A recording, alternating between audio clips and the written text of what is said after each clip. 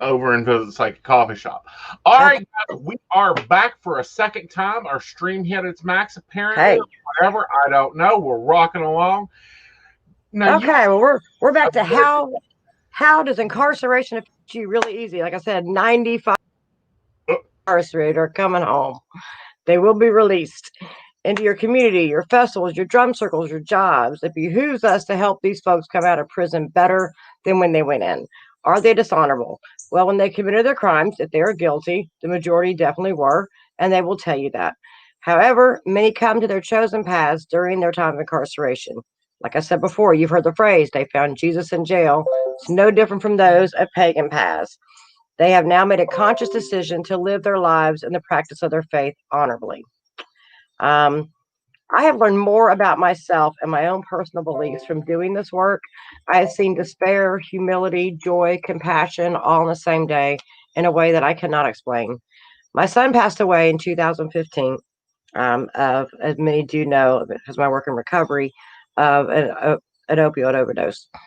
On Mother's Day, the year following, I received several messages from those inside expressing their concern and giving me inspirational messages. And I get those every Mother's Day, and I get those on his birthday, and I get those on the day of his anniversary of his death. These folks remember those dates even more so than people in my outside day to day life do. I have now seen firsthand the injustice of our legal system, the discrimination towards those of non Abrahamic paths, and the inner strength of those enduring this and fighting to make it better for those who come later.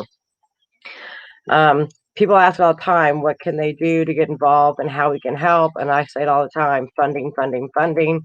I spam most of you online on Facebook constantly, I'm sure. Cannot express this enough. Many groups that do what we do it entirely out of pocket. The costs add up quickly, from fuel, hotel rooms, food to printing costs, postage, paper, ink. You can donate materials, books especially, heathen books even more so, poetic and prose edits, volunteer your time. I understand that going behind the walls is not for everyone, but if you can, then do. We have a page on our website, which I'm sure Aiton will put up here in a little bit, that explains what you can do, called What You Can Do to Help. Incarceration is a dehumanizing experience. It is designed to be that way. Keeping that connection with the community by volunteers coming in is crucial in keeping the humanity. When a person is locked away like an animal and treated as such, why is anyone surprised they come out acting any differently? If they are given the opportunity to learn from what they did, grow in body, mind, and spirit, and have a connection to the community they will be released back into, they are less inclined to reoffend. Let's talk a little about why prison ministry is important. Every year, approximately 700,000 men and women are released from U.S. prisons. That is the equivalent of about 2,000 ex prisoners a day returning to the communities across the country. There are over 3,000 local jails in the United States that process approximately 12 million releases per year. On any given day, an estimated 2.7 million children in America have at least one parent in prison or jail.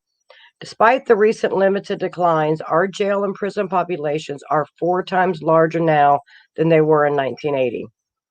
113 million adults in America have had an immediate family member incarcerated, and right now, 6.5 million adults have an immediate family member currently incarcerated in jail or prison. People housed in jails and prisons receive minimal support, and the people around them are mostly committed to confining and punishing them. They deal with racial polarization, economic disparity, and poverty, terror and violence, drug and alcohol abuse, personal and family brokenness, isolation and loneliness, anger and meaningless and guilt. Behind the walls of every prison and jail are fathers and mothers, sons and daughters, husbands and wives, friends and neighbors, but they are not just numbers in the statistics that I give. Research suggests that outside volunteers, especially faith based people, can be an indispensable catalyst of positive transformation in the attitudes, behavior, and rates of successful reentry of prisoners. The ex offender faces so many barriers to successful reentry: stigma, employer reticence, ineligibility for many professions, housing. It is offered so few resources that faith based and other community organizations are often their only hope. And the majority of the organizations out there now that are faith based in recovery and reentry are all Christian based or they're Abrahamic religions. So why should you care?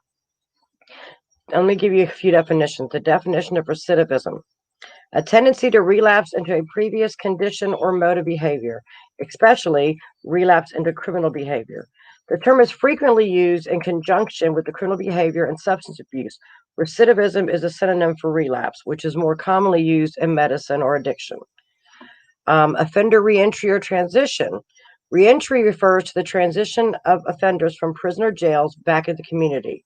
And according to the U.S. Department of Justice, Office of Justice Programs, more than 650,000 people are released from state and federal prisons every year. Recidivism is a problem. It's a big problem. The fact is, most prisoners will fail unless they are provided with meaningful educational, vocational, spiritual, and rehabilitative programming. This isn't a surprise, considering that an internal revision needs to take place for a person to change their ways. This is true regardless of whether the person has a damaged character or not. So we must strive to find ways to implement such meaningful and transformational programming. Recidivism on the surface doesn't seem like a crippling issue. An inmate leaves prison, returns to crime, returns to prison. Big deal. Seems pretty offender-centric. But there are many, many hidden costs and parties which need to be considered. After all, the American people's concern isn't the higher quality of life for wrongdoers, but reduced victimization and the plethora of costs associated with it: policing, criminal justice, and other costs. We're a very materialistic society. We don't really care about the individual. We're just caring about the money. So I'll let you know how that affects you too. Recidivism affects several distinct entities. You got the crime victims.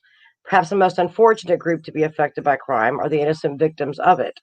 Prison education enters the equation after the instance, or first. Victim of crime has already been impacted. One of the major goals of prison education and rehabilitation is to stop future crimes and thus future victimizations. Every time a prisoner is released from custody and reoffends, this results in the creation of yet another victim.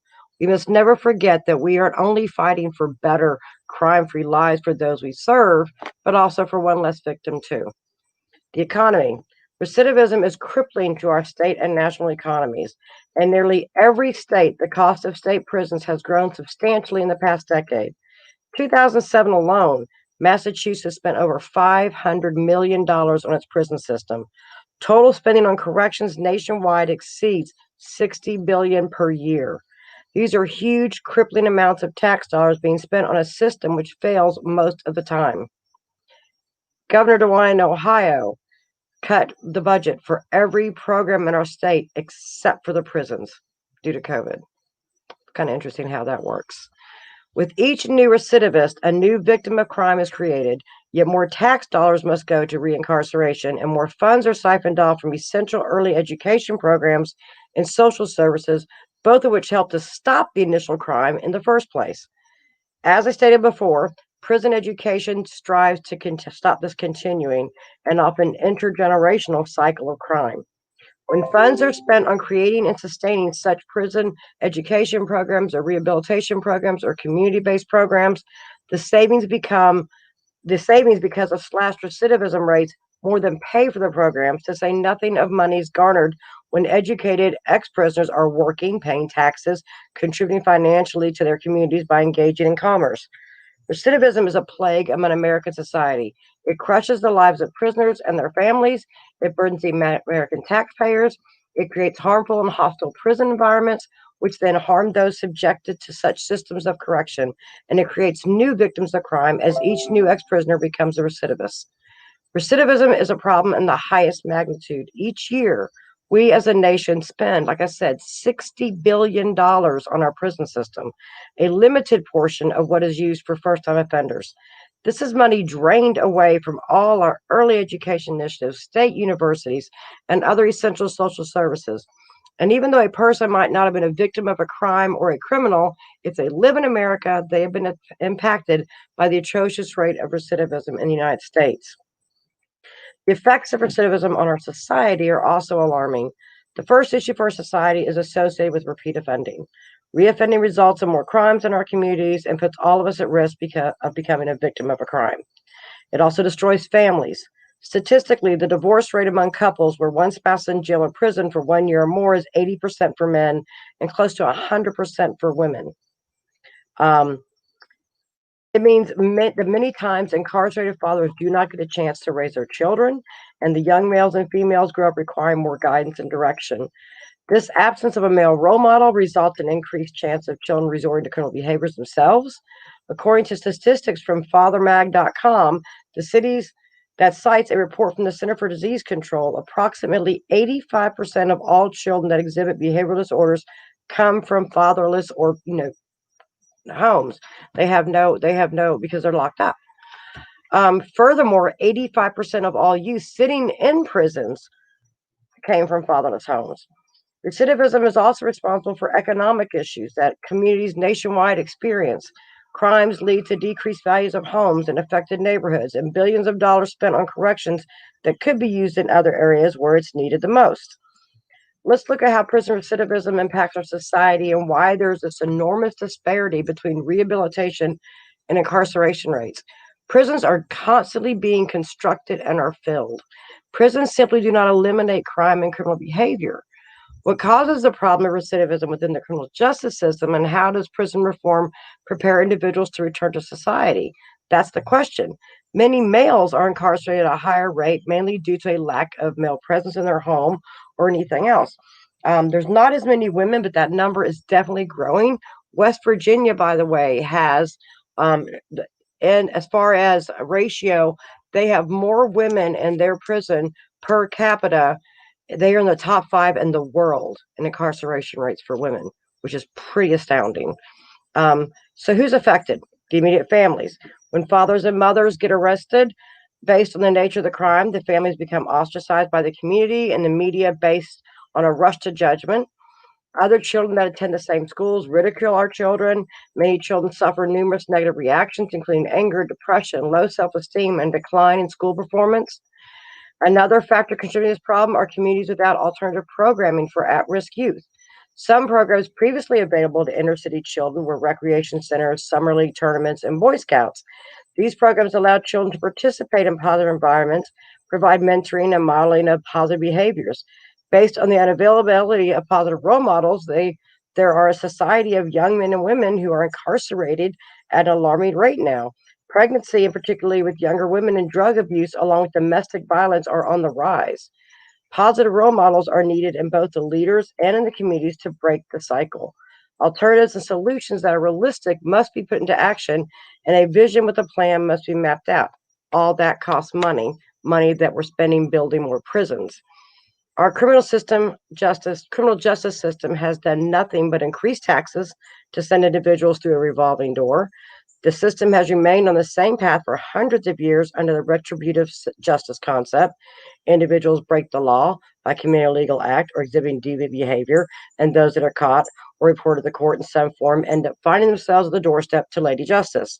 If we consider the cost of the quote deviant behavior, we can begin to understand just how important it is to identify an alternative way of reducing recidivism. If we elect to continue with the status quo, our society will continue down a path of self-destruction.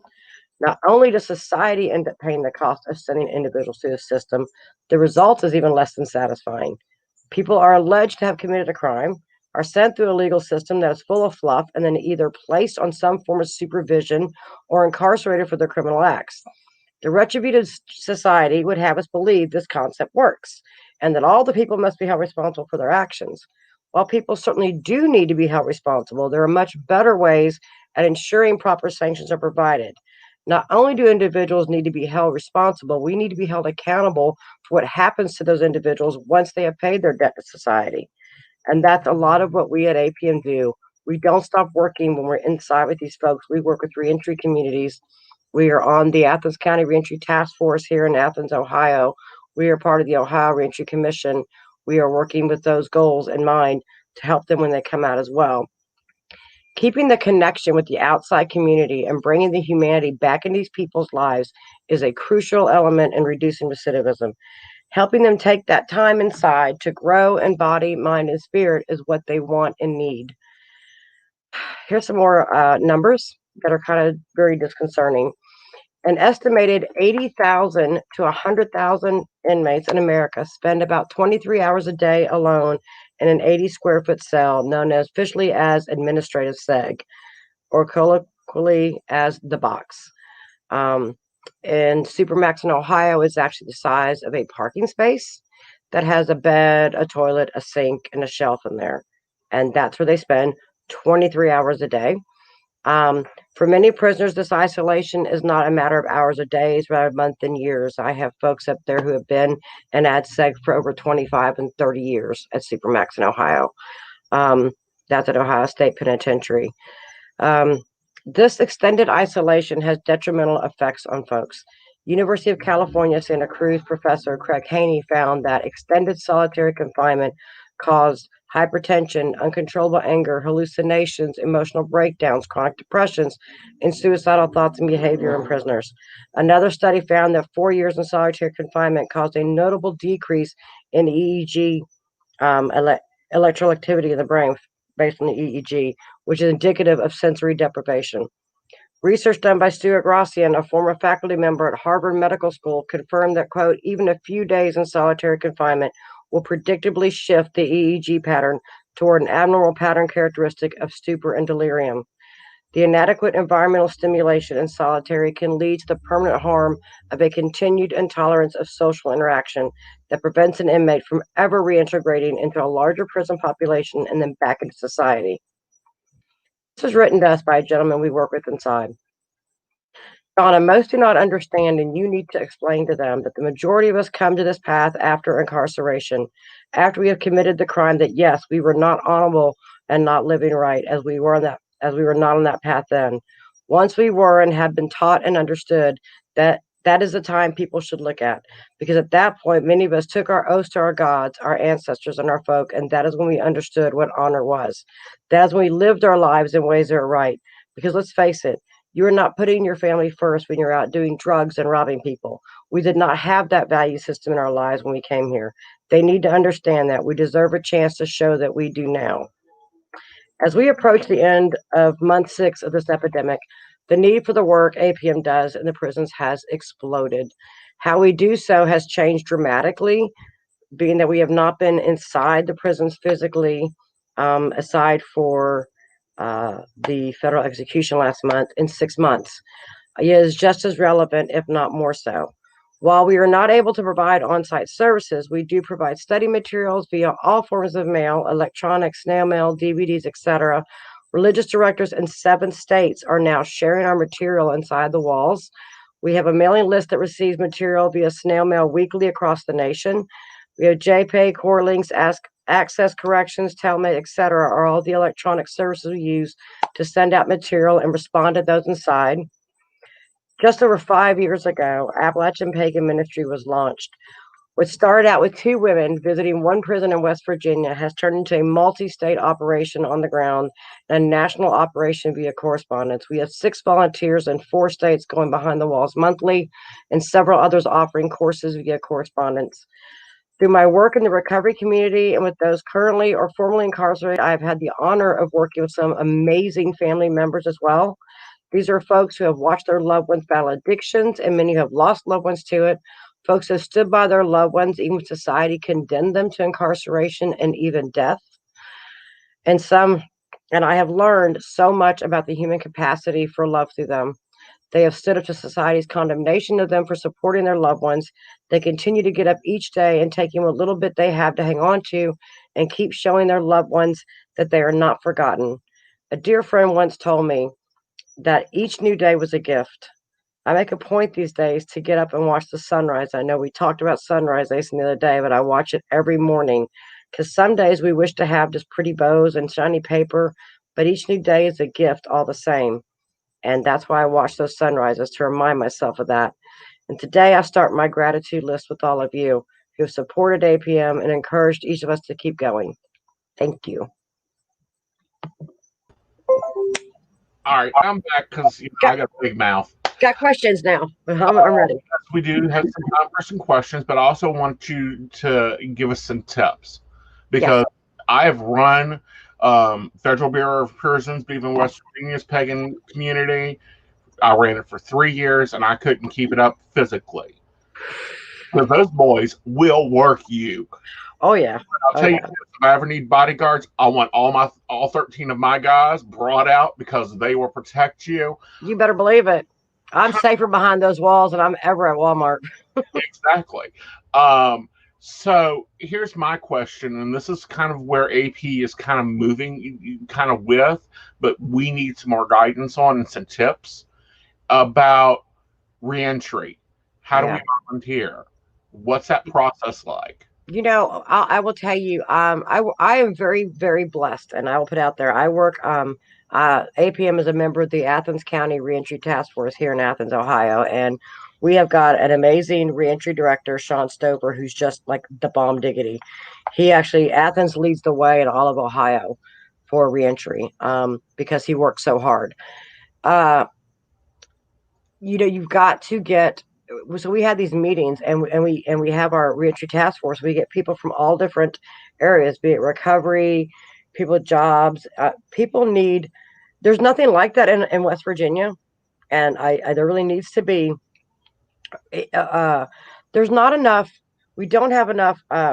All the reentry houses, or quote halfway houses, or even recovery houses, the majority in the state of West Virginia are faith based, and they're not pagan faith based. you Uh-huh. know, at all. So we need, I considered it at one time. I have a hard time saying no to things. That's not something I can do right now. But we need pagan based reentry houses, or sober living houses. People who are even just reentry halfway houses. We need places for these guys to come out to that aren't going to have to sit there. And no offense to any Christians watching, to have all that shoved down their throat 24/7, where they can be able to practice their faith and feel comfortable about it. That's huge.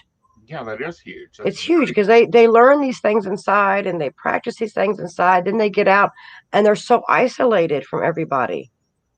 and what about, is there extra things that us as pagan ministers that hold public circles, that run rituals, that can help with in reentry? Is there things that we can do with when we know they're fresh reentry that can stop this revolving door a little bit? Actually reaching out more. I don't know how to go about right now, but reaching out to those coming out, if they're coming out, reach the chaplains in the area and say, look, if you got somebody of a pagan faith coming out into reentry or coming out soon, give them our info to reach us, Mm-hmm. so they can reach out to the community, because most of them have no clue where to go. They have Right. no clue what even to look at. It depends how long they've been in. Right. It really does. They have no idea where to start. I made a conscious effort to reach out, Mm-hmm. um, and to keep in touch. But it's hard. Right. And What and and what? How do we as a community support them? But also, how do we deal with the ones, and I'm going to call them what I see them as history buff attackers. They go, oh, but this one done this and this one done that. Where do you give us some advice on this? are we talking about from those themselves coming out, or from people outside? People outside going Oh, in. really easy. Well, real simple. Every single person I know, everybody, there's not a single person walking that hasn't been one step away from being in those walls. Not one. West Virginia alone has the most horrible, horrible justice system. I can actually go down right now. I can go across to Parkersburg, go down to the sheriff's department, and say that Ace and Knight, he slapped me in the face, press an assault charge against you. You'll have a warrant out. They'll arrest your happy butt. You got to Mm-hmm. pay a bail to get out, and then prove that you were 3 states away, and be dismissed. But you know what? You don't get your bail money back. You know that? I know And that. that's how On the other West side of Virginia that, works. collecting that bell money. I know that's how West Virginia works. So anybody can be there. I when I was incarcerated, and I love that. So I said, well, they were inmates, they were convicts. Really, so was I. But you like me. Yeah. When they talk about drug addicts, oh, dope dealers, this and those shoot you dope and dope there. Well, my son was. Y'all liked him. Oh, but we know you. Oh, that's okay then, because you know us. No, everybody is one step away. Exactly. And it's one step away from changing. It's one Yes. step away from reaching recovery. It's Yes. one step away from and it's got to be as simple as pick up the phone and call. Yeah. You know, Yeah. I mean, just, and so reach out. And if you see somebody coming, to your gathering that may look kind of scary. A lot of them have, don't judge. You don't know. You do not know what people have to go through to survive in those walls. Mm-hmm. Until you know their story, don't judge. I had one who came out, was coming out to a festival and like wanted to hide up all his tattoos because they were not very nice ones. Mm-hmm. And I said, don't. That's your story. That's who you were. It's not who you are now. And if Well, somebody's too scared to ask you, they're lost. right. Well, I've got one of my boys from the BOP days. He's now back in. He's back out. He's in somewhere in the Latin Americas. He can't leave his house without a shirt that goes down down to here. Yeah. Well, Yeah. Anyway, it's halfway past his hands, or he'll be killed because of the tats. Mm-hmm. And it's nothing bad. It's something we in America wear all the time. It's a lovely little pinnacle. Yep. Beautiful artwork pinnacle all the way down his arm. Can't even leave his house. No.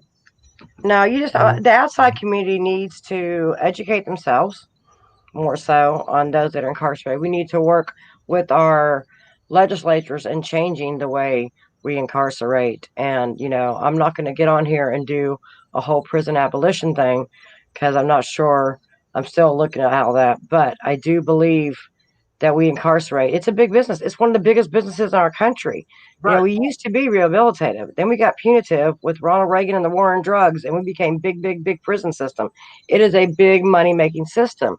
There are only 3 private prisons in all of Ohio, but they are run like private prisons because of the companies that make money off them. Mm-hmm. Aramark, who does the food for almost all of them, including West Virginia. GlobalTel, JPay, the phone systems. I mean, they make big money off prisons. Right. But the other thing of this is, some people don't have money Nope. to donate. Some people don't have time to donate, to go in for 4 hours on every Thursday or whatever. Guys, you would not believe the effects of just getting a letter from someone that speaks your language has on these guys. I will tell you, we personally, our ministry does not do pen pals. Mm-hmm. Because we can't, because we go inside and we can't have one-on-one contact like that. However, there are plenty out there, but they're also, material. I'm telling you, you got to go through your books. We will take books, all the books you want, because they have no access to internet, really, unless you're federal, and even they don't have it anymore right now because they're all locked down. But books. Tons of books. We need books. I was so surprised about the process they have to go through to get a book. Yes. Okay. When you give it to us, we can take it in. Well, no. When I was teaching BOP, which is Bureau of Federal Prisons, right. I was teaching off of To Ride a Silver Broomstick. It's one of the easiest books I thought to get. This is what the boys had to go through to get this one book, one copy. They had to write the chaplain.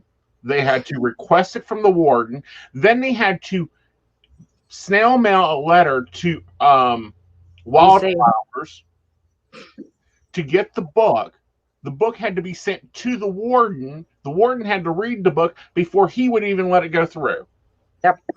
It's amazing. They change, like they can order some, you understand, they can order some from Amazon or this or that, but you have to look at too with the prisons inside, especially when it comes to those of non-Abrahamic paths. Okay. And I say non-Abrahamic because the Christians, Muslims, and Jews all get pretty much free reign. Anybody who's and Native American more so, not as much, but our guys, the Wiccans, and I work with the heathens mostly, the Odinist and Satru guys. They spend a majority of their time locked in seg or in gang units, so they can't get jobs and they can't work and they can't make their own money to buy anything, because they're out of the norm. Even my Satanists and Luciferians, I mean, they think they're out there cursing. I don't know what they think they're doing, but so they spend most of their time in seg, so they can't make any money. So, and then most of them have, no outside help at all. And, so Book donations to us, we can get them inside because I'll get them to the chaplains directly, and they put them in the chaplain library. But if you're a publisher or an author and you have a ton of books that are brand new that you want to send directly, I can take them, get you where they need to go, and you can send them. They can pass them out. We'll take that too. There's all kinds of creative ways to get stuff in there if we need to. As far as us, our website, there's a whole thing on how to, I think it's how you can help page on our website, which I think you have. Right, and it's out. It's been sent out on the links because We have it, and on there you can find links to our Twitter page, our Facebook page, our new YouTube channel, which isn't new. I just started putting things on there. We are doing what I'm showing on their videos are the videos that we're actually sending inside. We're making DVDs now that go inside the prisons that they're showing on their inter-prison TVs. We've got one for Wiccans. We did our stuff at our heathen classes that we did. I have a study group of ladies that I work with that we do discussions, a couple of heathen women that we do discussions with, and we do those videos. So, and if you're anybody that wants to donate a video that you've made, if you're a Wiccan or a meditate, whatever you want to, and you don't mind me tagging our name at the end of it and putting on a DVD and send in the prisons, please send me your MP4s. I'll be glad to do that. All the stuff they can watch. Huh? Me and you need to get some time to sit down and get up. We do. Yeah, because we don't get to see each other enough. I know. Funny, I've got resources. I'm like, here. Yeah, right? But it's getting to you. Well, here's the thing. We have, because of COVID, and that's the thing, we were working at one point. We were like 3 days a week, 2.5 weeks out of the month on the road going to all these prisons. So that was a lot. But since this COVID started and we haven't gone to prisons, our work has like quadrupled. I mean, I just got a letter last week from the religious director of all the prisons in the state of New Hampshire that wants our material in every prison in New Hampshire. So now I'm going to bring all these DVDs and send there. We've got 7 states we're doing that with. So it has grown in our information's on a prison resource list. So we're getting mail from people that are incarcerated around the nation of every path. It's insane. Right. I need minions. I need a lot of minions. And we need money. We need lots of money because I have a little printer. We have. This is West Virginia, honey. We got people in this community that can take 5 minutes, 10 minutes, whatever. But can you please send me a message, not in our group chats, and let's sit down and have a talk? Absolutely. We need to do that. Okay. Well, thank you, Donna. You have a great day. And thank you. Thank you for your presentation. Thank you, hon. How do I get out of here and click me off? I'll take care of you. All right. Now, next up is the Optimist. Hello. Hello. How are you? Thank you so much. You're welcome. I want to take a second. I've been watching people in and out throughout the day and watching. I'm kind of like talking to my computer, but watching everybody throughout the day. Like, I am so proud of everybody stepping up and speaking, and it's hard. Like, I feel everybody's energy. Like, everybody's feeling a little nervous. There's the stage fright, like the nerves are pumping, and I'm like, I feel it. I'm so proud of every one of you guys for getting up here and doing it, because it's nerve-wracking, when you got a booth out in the Pagan Pride and you're just like sitting there at your booth. Okay, cool. Not everybody might see you, but here it's like all eyes on us. You know what I mean? Like, there's no pressure, Well, there is a little pressure. There isn't, however, no pressure at all. Asen's got it covered. We'll deal with any technical things going on. You guys just have fun, do your thing. And what are you talking about? I believe it's Singing Bowl, isn't it? Oh, yeah, I've got some singing bowls over here. I'll tell you a little bit about myself. My name is Zach Frame. I'm also known as the Optimist. I'm a psychic, empath, tarot card reader, holistic life coach. I just finished my degree with spiritual counseling and life coaching. And so I do a lot of, I do the mediumship on the side. I do tarot card readings. I do all that stuff. So if you guys are interested in having a reading with the Optimist, you guys can find me on Facebook at the Optimist Universe, and that's going to be the main place where I take appointments right now. For this event specifically, like normally it's like, I'll give you half off for Pagan Pride. Normally be a $40 reading, but you get it for 20 for this particular event. But at the end of what today, we're going to do some stuff with some singing bowls. I don't know if you guys are familiar with the chakra system, but we're going to talk a little bit about the chakra system, and we're going to do a tune-up to the first. So if you guys are not okay, so your physical body has organs, it has systems. You've got the circulatory system, the nervous system, you've got your spleen, your kidneys, your heart, your lungs, and they all have a purpose and they all serve a function. Well, kind of like your physical body, your spiritual body also has anatomy. And one of the ways we kind of explain that is through the chakra system. So there are 7 chakras that go from the base of the spine to the top of the head, and each of those chakras maintain a certain functions as we go through life. We're going to talk about the first 4 of those chakras today. We're going to do the root chakra, the sacral. We're going to do the solar plexus and the heart. And I actually have, I'll see if I can get over here, this little image right here behind me. Those are the 7 chakras going up the spine there. And so we're going to cover the first 4. And what I have over here, I have some singing bowls, and I'm going to pull them over, and we're going to work on them one at a time. So first, I want to talk a little bit about the root chakra. So the root chakra is situated at the very base of the spine. It is red, much like this bowl is. It is red. Now, one of the things about the chakras is the chakras can spin too slow, too fast. They can be overactive or underactive, and the goal is to bring those into balance. So some of the symptoms of an underactive root chakra, that's where fear and anxiety come from. So if you're experiencing fear, you're feeling anxious about things, if you feel like your security is being threatened, if you have difficulty manifesting things in your life, if you find yourself feeling spacey or just vague about things, those are all examples of an underactive root chakra. So what I'm going to do, we're going to play this crystal quartz singing bowl. It is pitched at a C, and it resonates at the frequency of your root chakra. So what we're going to do, when I ding this bowl, each time I ding this bowl, you're not going to be able to hear me talk because the vibrations of the bowl cover up my voice and you can't hear what I'm saying. So when I ding the bowl, I want you to really feel it and allow the therapy to affect your root chakra.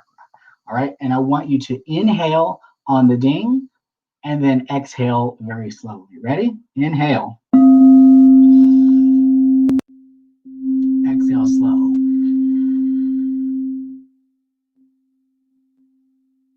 And see, in that moment, we're letting go of the fear, letting go of the anxiety. We're breathing out the feelings of insecurity and difficulty manifesting. I didn't do my tongue twisters before I went online.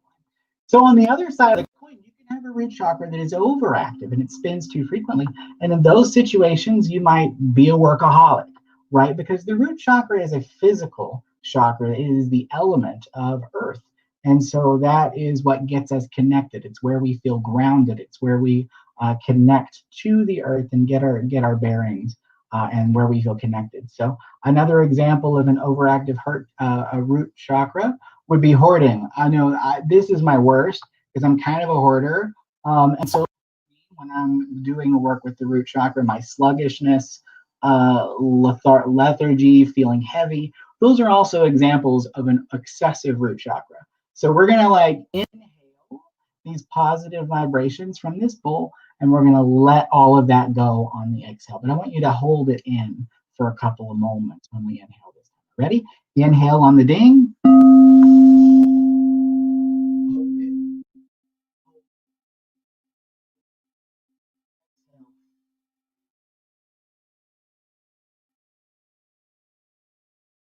So that's the chakra when it's underactive and overactive. So when we get control, when we start to balance this chakra, we feel grounded. We have physical health. We have physical energy. We feel secure. We start to feel prosperous. Finances start to come through. And we have the ability to be still and be present, right? Inhale again on the ding.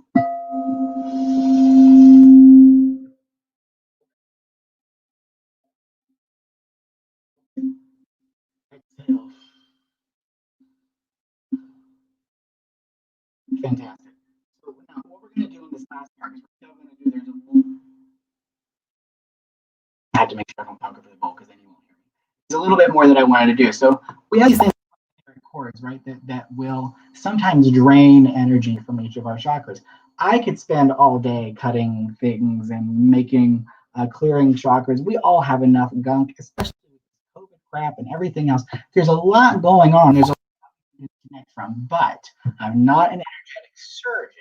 But I do want to go in here and I want to cut away the fear and the anxiety that a lot of people are feeling. I want to disconnect from the fear and the anxiety that is no longer serving us. So while we're doing this, I'm going to play this bowl. And I just want you to feel the vibrations. I want you to feel where you feel them in your body. Some people feel tingling in different places, but we are reaching into the root chakra. So just feel these vibrations. We're going to play this for about a minute.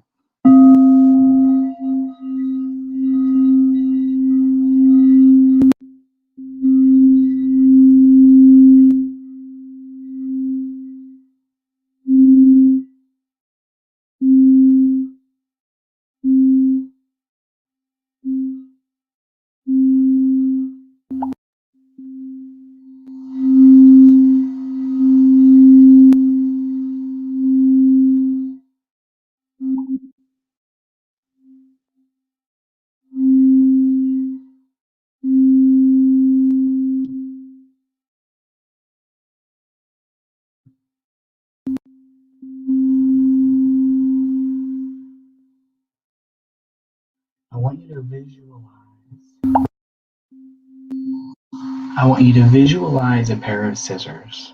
But these aren't just any scissors. These are special scissors that only cut with love. You to imagine that there's a cord in your root chakra, and it is the source of your fear and your anxiety. It is preventing you from doing the things that you need to do for you because of the fear of the ramifications. It's not serving your higher self. And I want you to take these love scissors and I want you to cut this cord that's no longer serving you. And I want you to send the disconnection away with love. Inhale one more time on the ding for the root chakra. Hold it. Hold it. Hold it. Exhale.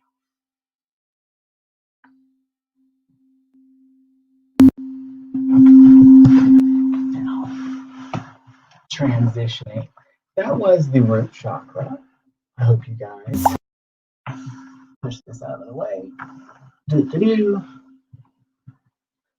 All right. Now I have all of the elements being represented on this. You can't see it. I have a candle over here to represent the fire and the air. The sound from the bowl is hitting the air. I have water inside. You can't really hear it, but I have water inside these bowls that are also kind of giving that. And I have a couple of potted plants over here as well. The earth. So that's what's going on there. Anyway, so with the sacral chakra, the element here is water. And this is a little bit higher. It sits just below the navel. It is orange. The element is water, and this is the energy center for emotions. This is where our emotions tend to come from, and is the center for creativity. And when the chakra is weak, right, when it is deficient, we have fear, we have anxiety. Oh no, that's the same one.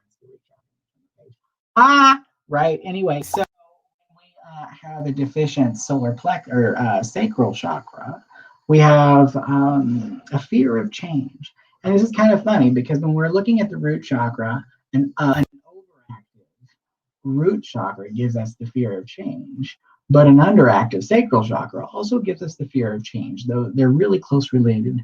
The reason we fear change is just because we can't know whether a lot of times what that is. But I want to make sure that we get to breathe this in. So I want to breathe. The note is a D, and let's inhale.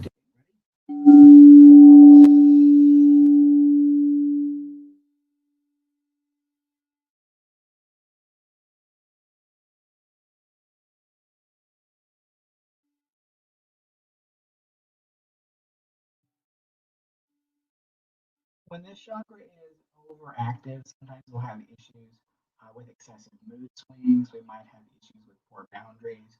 We might have emotional. This chakra is because it's ruling our emotions. It is what gets us off our butt, and makes us move and make things happen. But it's the emotion that stirs us to do that, and that comes from the sacral chakra. So again, I want you to inhale the vibe of the D, but I want you to exhale your excessive mood swings. I want you to exhale issues with emotional instability. Let's inhale.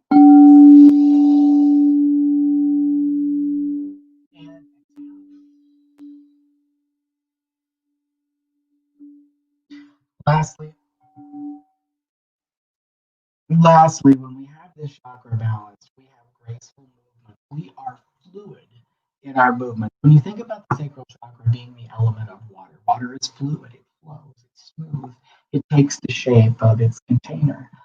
We have emotional intelligence. We're able to understand each other on an emotional level.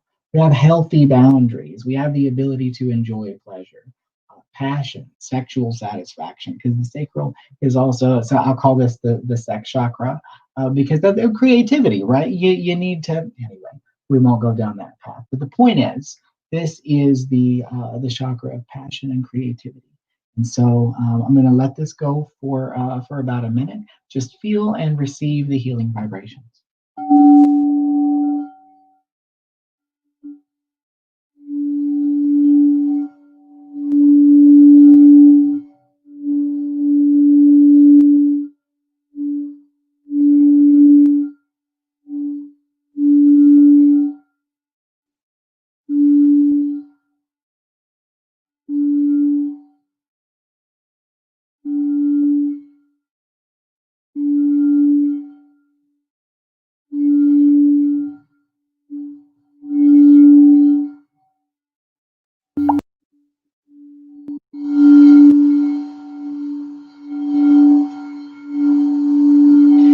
I'm having some issues because what happens is you can't hear me when I'm really singing the bowl, but what I'm feeling is a lot of underactive sacral chakras in the room. So for people, it's people who are not really comfortable allowing their emotions out. Feel a lot of that energy in the room. So let's take one more ding. Inhale. Deep, deep, deep. Hold it. Hold it. Exhale.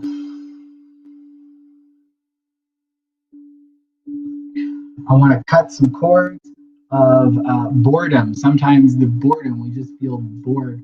It's a lack of motivation. That comes also from the sacral chakra. So I want you to see this coming from your sacral chakra, emotional boredom, not feeling motivated, not feeling. We're going to cut that cord with our love scissors, and we're going to send those away with love. Fantastic. Excellent. Two more. I think we have enough time. How are we doing over there, buddy? Are you feeling changed? Are you feeling great? Are you like Tony the Tiger over there? What about the rest of you? Are the rest of you feeling good? Have you left me? Are you going to come back? I don't know. I don't know. No, we've not left you. We're right here. That's beautiful. This How is do you feel? doing well, getting energized, zazzed up. I love these bowls. These bowls are actually technically what was originally considered waste. Really? Yeah, the Silicon Valley used to produce this would be something of their waste, and they would throw it out, and then people that were doing the tones started playing with them. That's wild. Yeah. These aren't, they're not, it's funny because there's a real big difference between like the Tibetan singing bowls Mm-hmm. and then these singing bowls, because these don't have the same overtones that the metal ones have, but these tend to have better sustainability. You know what I mean? Like you can let that ring and it will sing like a church bell forever, you know? But no, I'm loving this, and we've got two more to go, and then after that, we'll wrap that up, and then we've got Father Thomas coming back in again to talk about Christo-paganism. So. That sounds perfect. And how much time do I have? Like I can mold to my time. We're good. We're good. Two bowls. Let's roll. Thank you, sir. Thank you. So now we're moving on to the solar plexus, and since we're talking about the rise of the phoenix, right? This is the fire chakra. This is the chakra of drive, of will, of confidence, of direction. A lot of times, and it's situated. If you look at at this right here, it's the yellow one, right there. If you ever heard someone say, "Oh, I feel it in my gut," this is a great. Like that is your solar plexus talking to you. When you say, "I've got a gut feeling," blah blah blah blah blah, that is your solar plexus telling you exactly what you need to do, where you need to go. It is an internal compass.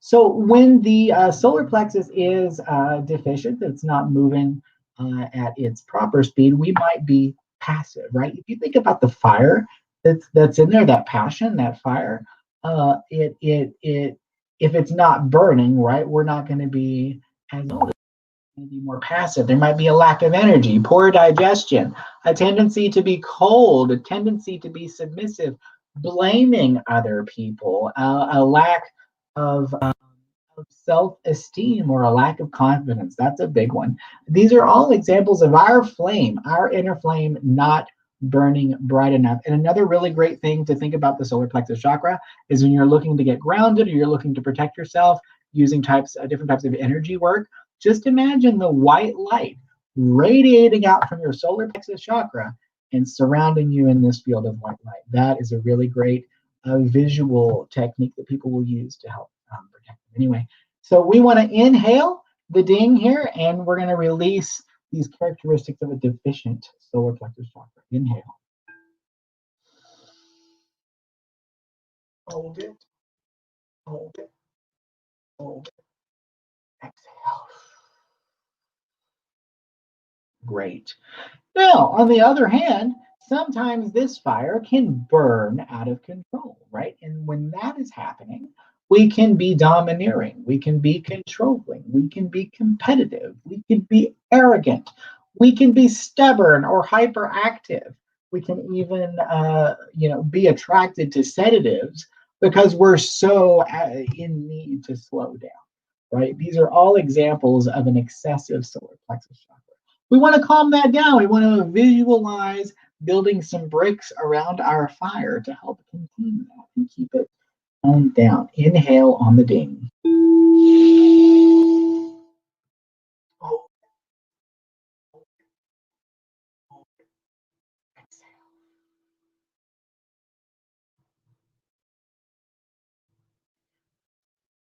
Really good. Really good. But when our solar plexus chakra is balanced, when it is functioning the way it's supposed to, we will find ourselves responsible. We'll have good self-discipline. We'll be warm, we'll be confident, we'll be energetic, spontaneous, and playful. And probably one of the best parts of the solar plexus chakra is we're able to take risks. Sometimes we are so afraid to take risks because of what we could lose, we don't think about what we could gain by taking the risk. And I think that is one of the biggest perks to having a balanced solar plexus chakra. Again, inhale on the ding.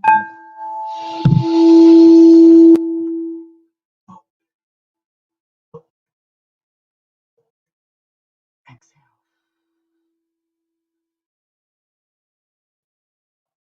Now with our love scissors, our trusty dusty love scissors, we're going to cut the cords from people who try to take away our personal power, from people, from the need to blame others. We're going to cut both of those cords. So I want you to close your eyes and I want you to find the cord in your solar plexus chakra just above your navel, right in that gut feeling. And I want you to see where those cords are connected to people who are just draining your energy. We call those energy vampires. We want to feel that cord and we're going to snip it with love.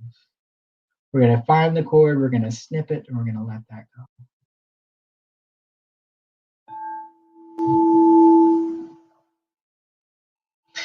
There we go. That is the solar plexus chakra. Taking your power back, Taking your control back. Let's see if we can reach this green one. Because we might not be able to reach it. We might not. Oh, Lord. Who knows next time? The optimist reaches the green ball. Just kidding.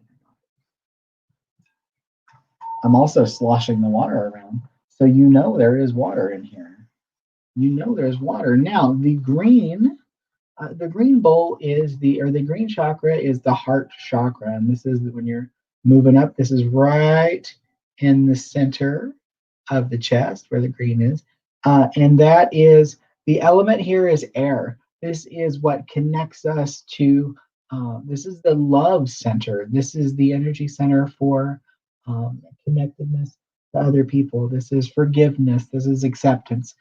So anyway, when the heart chakra, and we can spend forever on the heart chakra, but when the heart chakra is spinning too slowly, we might be antisocial. We might be withdrawn. We might feel lonely or isolated. We might have a lack of empathy for other people because we're feeling so down about ourselves. We might have a fear of intimacy because we don't feel we deserve love. These are examples of an underactive heart chakra. We want to let that go. Let's inhale on the ding. Hold it. Hold it. Hold it. Exhale. Now, with when the heart chakra is overactive, and this is really common because we all have a lot of love to give, and sometimes we struggle to find the right people to give that love to because the love that we offer isn't reciprocated. It isn't appreciated. It isn't loved. So. Some examples of an overactive heart chakra, maybe you didn't know this. We talk about codependency. Codependency is doing things for other people that they could and should do for themselves. And I use the example of a woman who's laying out clothes for her 15-year-old son. Yeah, should he? Could he do that himself? Yeah, he probably could. Should he do it himself? Yeah, actually, he's 15. He probably should. But because the mother just loves him so much and she doesn't know how else to do it, she lays his clothes out for him. That is a codependent behavior. And there's a lot of ways that manifests throughout our lives. So that is an example of an overactive heart chakra. Another example is poor boundaries. And ultimately, codependency comes down to being a poor boundary. Like you're denying other people those opportunities to learn those lessons when you're doing it for them. That's a problem. So we want to bring that into check. Jealousy, another example of an overactive heart chakra. When we get jealous, it's because we just love the other person so much. We want all of that love to ourselves. All of that love to ourselves. So we get jealous. Overactive heart chakra, being a pleaser, overactive heart chakra. We're going to let a lot of that go today. And it's not something we can just let go in one session. It takes time. Sometimes it takes therapy, but it is really a good start. So we're going to let all that go. Inhale on the ding. Hold it. Hold it.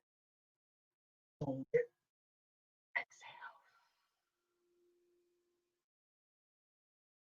Lastly, when we have our heart chakras balanced, we are caring, we are compassionate, we are accepting, we are self-loving, peaceful, centered, and content. The biggest thing with the heart chakra is forgiveness and acceptance. And I know there's a lot of forgiveness means a lot of different things for a lot of different people, but forgiveness is about yourself. When you forgive someone, you are taking your power back because you're not allowing the wrongdoing that they've done to continue to hurt. As long as as long as they can still hurt you, it's you're giving them free rent in your head, right? And we don't want to do that. So I'm going to ding this again. Inhale.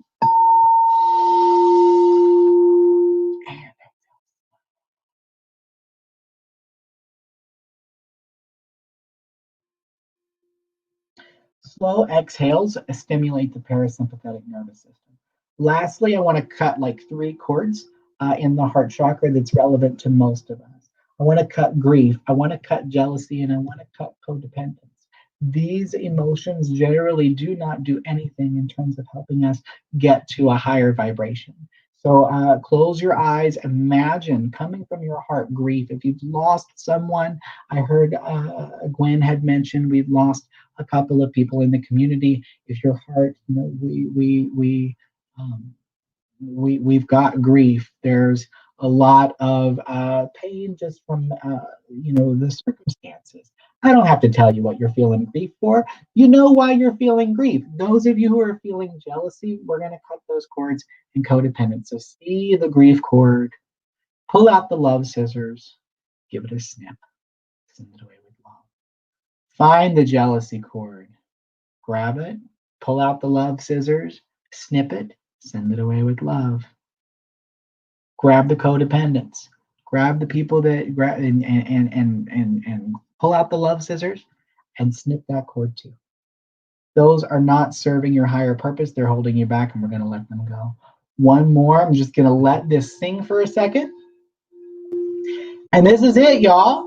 This is it. If you would like to schedule a reading with me, find me on Facebook at the Facebook at the Optimist Universe on Facebook. You can send me a message on there. Mention the special discount of Pagan Pride for half off, and I will hook you guys up with that. If you're interested in a write-up from the reading that we do, that costs a little extra. But if you want to do some chakra work or energy work or what have you, to do spiritual counseling and life coaching, you guys can hit me up for that as well.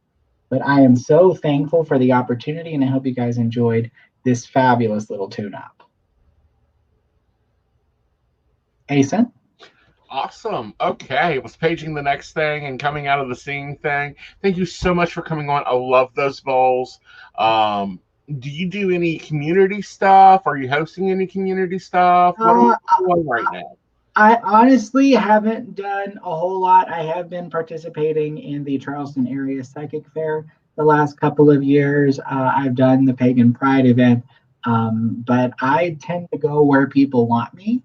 So, whenever people speak for me, that's where I go. I don't really have a, that's I go where the people tell me to go. You know what I mean? So if you guys need me, you can find me, and I'll be there. Awesome. And that is at the Optimist. All right. Thank you so much. You have a great day. So much. All right. Next up, we are going to take on a topic that is actually interesting. This is one of the ones when I saw the schedule, I was so happy he was doing it. Hello, Father Tommy. How are you? Good morning. I'm good. Good morning. Yeah. Yeah. How are you? Yeah, it's morning. It's 6:06. So yes, it's morning. Yeah. So tell us about a little bit of pagan, Christo-pagan. I've heard them called Christian witches, Christian. What's up? Absolutely. Well, first, I'll introduce myself. I'm Father Thomas Artist. I pastor Holy Trinity. Good Lord. Man. Guys, I'm having a bad fibromyalgia day today. Just bear with me. I pastor Holy Sacrament Catholic Church in Chapmanville, and I'm also the high priest of the Circle of the Eternal Logos. We are, our circle, our coven is not strictly Christo-pagan. We do have a few members who are. We have a few that are not. We're kind of more eclectic. But, before we start, I want to focus myself in prayer. So if I could, I'm going to take a moment and just say a little blessing to get myself started. Holy, all-powerful and immortal God, the first and the last, the beginning and the end.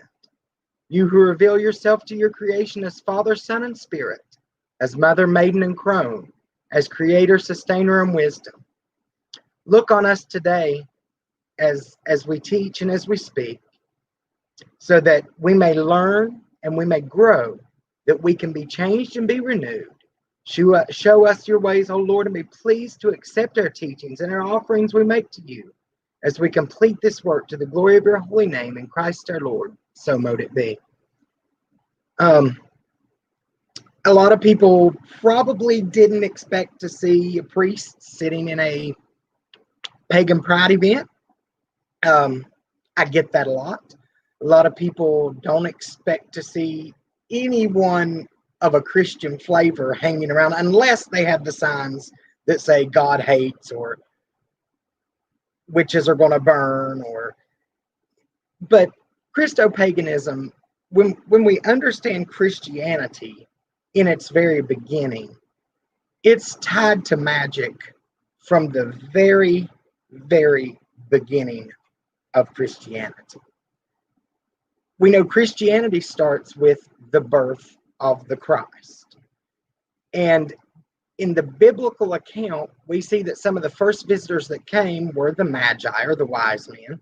What a lot of people don't realize, especially among fundamentalist Christians, is that those Magi were magicians. They were Zoroastrian magicians.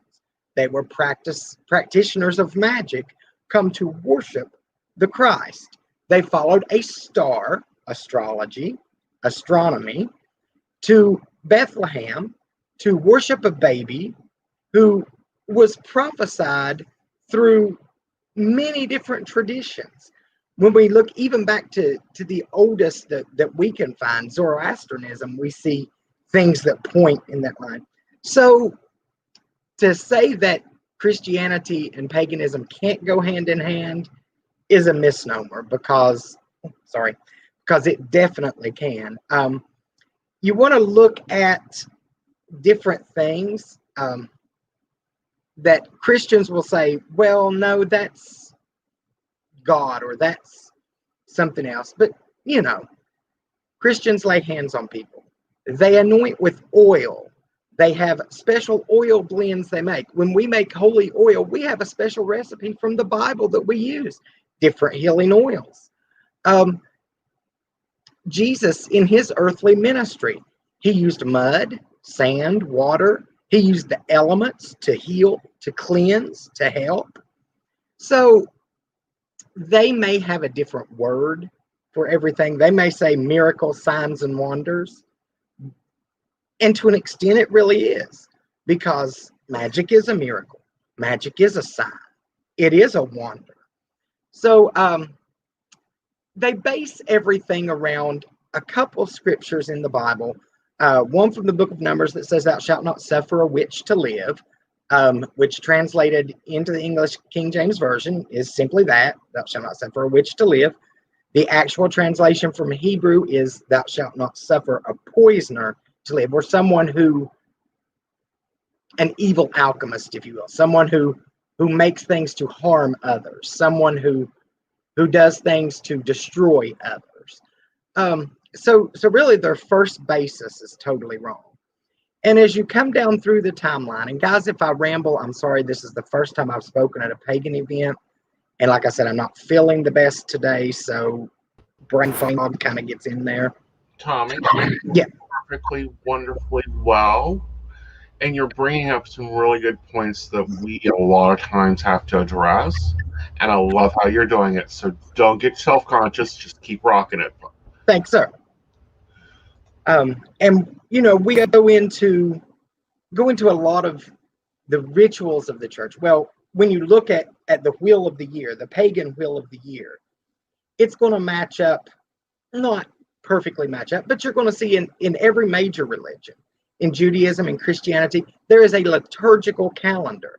In Judaism, they're lunar feasts and festivals, because the Hebrew calendar is based on the lunar calendar. When you come into Christianity, all the feasts and festivals, guess what? They didn't start as Christian feasts and festivals.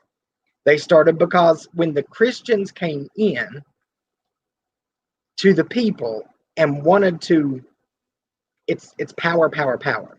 The only way I'm going to get the power is and the way I'm going to make what I teach the only way to believe is if I take over everything they have. Cultural appropriation, taking away the things from the other culture. So when you look at the festivals, you look at Christmas. As Christians, we understand Jesus was not born on December 25th. That's the date the church picked. Why? Because you have Saturnella, you have the winter solstice, you have Yule. These things, the people wouldn't give up these things. The people didn't want to give up these things, and they should never have had to give up these things. But the church come in and said, well, if we take that and we add air spin to it, then we'll make it holy and make it better. You have Easter, Ostere, you have the spring equinox, you have all these holidays, these Christian holidays, the Assumption of the Blessed Virgin Mary, being crowned the Queen of Heaven. that is indicative of the maiden being crowned the queen. So all of these things come together into what looks like two different paths, come into one central path. And you can see that, and I see it in basically all the world religions, we all connect on some level. We all have some of the basic connections and basic tenets that are all the same. The thing that differentiates for me, people ask me all the time, they say, well, how can you be a Christian witch? How can you practice witchcraft? I'm like, baby, I don't practice. I'm good at it. Been doing it so long, I don't need to practice anymore. But that kind of makes them mad. So I just explained to them, guys, you're labeling things just a little bit differently. When you ask someone to pray for you, what are you doing? You're asking that person to use their energy to speak to their deity on your behalf. When you go to church and you receive that bread and wine that we Catholics hold so sacred because we do believe it's the literal body and blood of God. When you receive that, when the priest performs the ceremony to transform it, you're receiving that very God into yourself. These things are not different at all. They have a different label and a different name, but they're all basically the same. People say, well, but Satan's worship, or witches worship Satan. First of all, you have to really believe in a literal Satan before you could worship a literal Satan. Most Satanists don't even believe in a literal Satan. The biggest problem today the biggest problem with the people opposing the Christian pagan path is the same people who oppose every other Christian group that's not like them, and that's the religious fundamentalists. I did spend some time as one of those. I have a background that includes that. There was a time in my life that I would have definitely lit the match to send somebody up in flames. But thank God that's not where I'm at today. But there's a lot of things that come into play with Christo-paganism, where I like to call spells and incantations prayers with legs. It's the same thing as a Catholic with the rosary. They're praying the rosary with specific intent. They're using that as a touch point. They're holding that in their hands. Do they think they're doing something? No, they think they're being perfectly Christian in doing it. But really, what are they doing? They're using a spell, praying a mantra, a chant, for an intended purpose. It goes into the Pentecostal realm. You have the preachers, not these fake guys on TV. I'm talking about the real up in the holler people like, my grandparents and grandparents before them, people who really took their faith seriously. They believed that if they touched you with their hands, you were going to get better. They believed that if they pray for a situation in your life, that situation's going to change. So it's all, and like we said earlier in the panel, it's intent. It's all about intent. I think things are starting to get better for Christo-pagans, because when you look at it from both sides, we really get smacked sometimes, because you've got the Christians saying, but you can't be a witch. You're going to go to hell. Well, first, let's get over that. There's no such thing. But they're saying you're going to do this, you're going to do that. And then you have, some heathens and some pagans on this side saying, well, you cannot be a Christian and be a heathen because you have to follow this specific set of deities, or you have to do this specific. It's about our path. It's how we choose to walk. I could begin to apologize right now for everything the church has done to those who, even during the Salem witch trials, were not even, most of them not even witches. They were just healers. They were just people that their neighbors were mad at. But yet the church, in its infinite knowledge, had to get rid of these people. So I could begin to apologize, and we would be here 6 years from now, and I would still be apologizing. But what I think's happening is there's been a shift. We definitely know that, especially within 2020, there's been a shift, and there is a shift going on now where we're moving to a higher level. We're beginning to understand that it's not one way and one way only. It's not my way or it can't be any way at all. But getting back to, again, I said I'd ramble a little bit, and I apologize. I'm trying to pull all the thoughts together.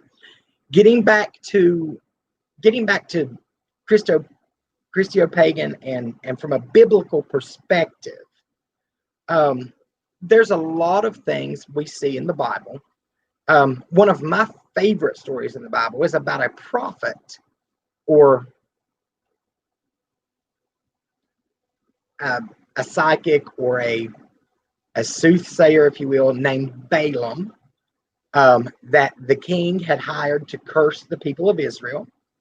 And in the Bible story, Balaam's riding along and his donkey talks to him. Yeah, people in the Bible can talk to animals and animals can talk to them. A little bit of magic going on there.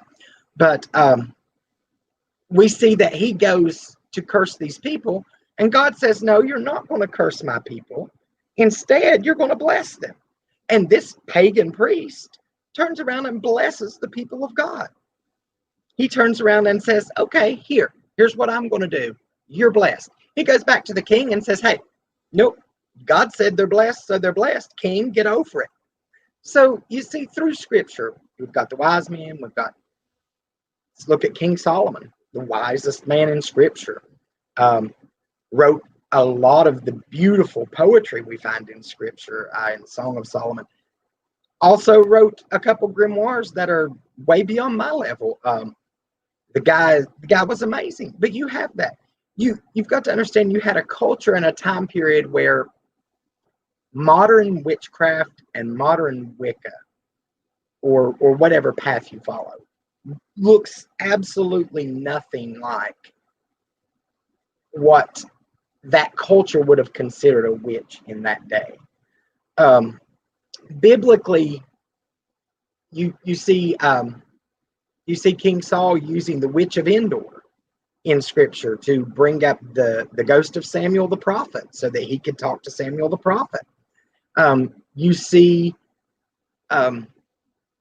you come into the New Testament, when you get into things like the book of Revelation, you've got all these powers combining and all these things coming into play that just, there's no natural explanation for. And, the Bible is not literal. The Bible is a book of stories, collected stories that come from cultures that sometimes we don't even understand anymore. It's so far in antiquity. But it's still that recurring theme that runs through from the very beginning, from the early Sumerians all the way through now, that theme of man's interaction with the divine and how or people's interaction with the divine, and how we choose to interact. A lot of my Christian friends that I'm now associated with, now that I've come back home to the Catholic faith and I'm pastoring in a Catholic sense now, I'm finding a lot more of my friends are very, very open and very, very understanding of the path that I travel. A lot of them, especially in the what is called the independent sacramental movement, which is what I'm involved in, a lot of them walk a dual path. Because you have Christianity in its many forms and fashions, and then you have Gnostic Christianity, which is the mystical side of Christianity, where Christianity and magic meet on a totally unique level, a totally unique perspective. And then you have you have Jewish Kabbalah. The Kabbalah was has been very popular through all the sages and is even alluded to in a lot of the Old Testament. So what has happened is, in order for the church or the powers that be to maintain control, and I call it, from history till now, I call it the He-Man Club. In order for them to keep control, they had to quiet everything that was different than they were. They had to stop everything that didn't fall in line with them. Okay, you can have miracles, signs, and wonders. You can lay hands on people, but you have to call it this, and you have to do it this particular way. Because if you step outside of that, you've gone against what the church teaches, and you've made yourself a heretic. I wear that title proudly. I've wore that title for, even before I came out of the broom closet, I wore that title very proudly, because, you know, I'm a gay man striving in a straight church world at the time. So a lot of things seem incompatible, but they're really not. Like I said, even in my prayer, and I said earlier, I am monotheistic. There are a lot of Christo-pagans, a lot of Christian witches, Christian druids that are polytheistic, and to me that's okay, because the way I view God is I view God, the goddess, as the divine source of all, and as each individual God that people worship, or that people honor, as being an avatar of that one single source, or being a manifestation of that one single source. I like how Mo put it earlier in the, if you were around for the panel earlier, how she said that she needs each of those deities for a specific reason. And as a monotheist, I see all of those as the same one. But again, we do have to, you know, expand their minds. We can't just stay in a little rut. And that's what's going on with Christo-paganism. It's bringing people who have had to hide for years, who have had to deny who they are for years. It's bringing them into a place where they can do the things they're given to do. You know, there are people who are born with psychic intuition. There are people who are born as mediums. There are people who are born with healing powers. There are people who are born what I call a natural born witch. And then there's people who learn this. You know, there's people that I'm never going to attain the level some people have. And then there's going to be some people that never come to the level I'm at. But as we learn to walk together, and that's the big thing. It has been really good for me since I moved back to West Virginia, especially, that I've had people like Central West Virginia Pagan Pride, like Asen and Gwen, and all these people that, you know, they're open and they're accepting. They're like, hey, you may be different, but come walk with us. Come be with us. Of course, I mean, you've got to understand that when someone's a Christo-pagan, they're not going to be a fundamentalist Christian. They can't be. That is very incompatible. That is actually incompatible with the teachings of Jesus Christ. He would not approve of the fundamentalist either. So you've got to understand we are one humanity. We are one human race. We are all in this thing together. Like you keep hearing over and over and over in 2020, we're all in this together. And it takes us all to make this work. You know, I'm going to call a lot of my pagan friends when I'm going through something more than I'm going to call some of my Christian friends, because my Christian friends are going to judge. They're going to be there to say, well, if you didn't do this, or if you hadn't have done that, I don't care. I'm going to call my pagan friends. They're going to say, hey, okay, I'll send some vibes your way. Hey, I'll do a jar for you. I'll light a candle for you. I'll meditate for you. We see a lot, especially, and I know I'm getting off track again, especially in Catholicism. A lot of your Catholic mystics, a lot of your saints were mystics. Teresa of Avila comes to mind. Padre Pio, one of my favorite saints, comes to mind. He actually had the stigmata, or the marks of Christ, that physically manifested in his body. He also levitated. He also healed people. He also performed what they called miracles simply through the use of magic or through the use of God-given ability. Pagans like to call it magic. Christians like to call it God's ability. But no matter what it is, it's given to us as people to use to help each other. And then in Christo-paganism, you have some who follow a more strict Christian path and don't tend to go very left. I'm one of those people that I tend to not want to hex or curse unless it is a very last resort. Especially being a Catholic priest, my calling is to love, to forgive, to help. So, I do shadow work, and there's things that I do, but that's not the biggest focus in my path. But it is acceptable. I mean, it's acceptable in whatever path you're walking, because, like I said, the Bible even says that it rains on the just and the unjust. It says that we have the ability to bless and to curse others, and there's a time and a place for everything. But we understand as we look through time, especially going back history, going back to and guys, like, you got to remember, I'm a Christian preacher, so I tend to want to take on that preacher mode and just preach to you instead of sit here and talk and sit here and teach. But there's going. Oh no, back in here, we kind of throw in. If we were starting to finally get out public information of the first century, they're starting to look at the practices there.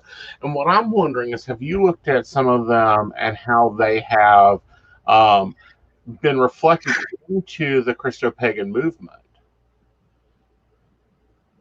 Say that one more time. Looking at the church during the first century, comparative to the Christo-pagan movement, how close do you think that blend is? Oh, wow. The first century church, you're going to have it very, very, very close. You've got people walking around in the first century church. You've got apostles and disciples walking around doing this stuff every single day. I mean, they're walking around spitting in the mud, making elixirs, making tinctures, putting it on people's eyes, rubbing it on people's skin. I mean, they're healing through natural means. So in the early church, I think it all would be before pre-Council of Jerusalem, because after the Council of Jerusalem, the church kind of started being more, we're right, you're wrong, this is all there is, especially when the Orthodox and Catholic had the first split. Because when I refer to Christian, it all goes back to, there was only one Christian church in the beginning, and that was the United Church. And then it split to Orthodox and Roman Catholic. And then from Roman Catholic comes all these others. And Orthodox is still basically an unbroken line. I mean, there's different country Orthodox, but they're all still the Orthodox Church. So basically, it's the Catholics that screwed everything up. God love us. But yeah, it was very close. I don't think, like I said, the biblical idea of witchcraft is not the same as we have today. Right. It's not. It's definitely not healers, and it was basically those who, and I still feel the same today. If I'm charging you money to go out and curse people, I might have a problem. Although there's people that do it, and I'm not knocking it. If that's your thing, do it. Baby, I might need to hire you sometime. But that's basically what they were talking about. Right. Now, here's something else, and tell us about the organizations you're running. How do they get in contact with you? How do you branch off from, like if they want, tell us about the sacrament or the church, Catholic Church you're running, but also the coven that you're running. Okay. Holy Sacrament Catholic is an independent Catholic church. We're in a network called the Convergent Christian Communion. Our headquarters is in Phoenix, Arizona, where we're kind of new, kind of not. we've come from several backgrounds to merge into one. We're the only church currently in our organization in West Virginia.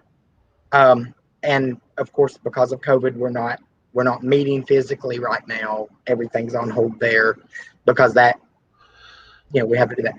But we at the church, we are a very typical Catholic church. Although we're on the charismatic side, we have more lively worship, more speaking in tongues, more things like that. No snakes. We don't have those, although I've done that in the past.